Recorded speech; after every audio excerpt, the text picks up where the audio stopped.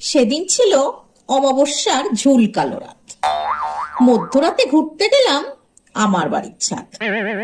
দক্ষিণ হাওয়ার মিঠে পরশ, সাথে মশার গান। মশার কামড় উপরই ছিল, ভরে গেল প্রাণ। ঠাস ঠাসিয়ে নিজের গালে নিজেই মারি চর। সাথে ছিল চুলকানি ফ্রি, ঘ্যাস ঘ্যাসা ঘর ঘর। গুনগুনিয়ে মশার তালে গান ধরেছি সবে। এমন সময় পড়ল চাটি হাওয়ার কলরবে। ঘাড় ঘুরিয়ে তাকিয়ে দেখি কেউ তো কোথাও নেই। বলতে যাব, কে রে বেটা তুই? মুখ খুলেছি যেই, এমন সময় কানের কাছে কে যেন বলে হালুম। তীর মিরিয়ে চেঁচিয়ে বলি, ও বাবা গো গেলু। ধর্মড়িয়ে পালিয়ে এলো।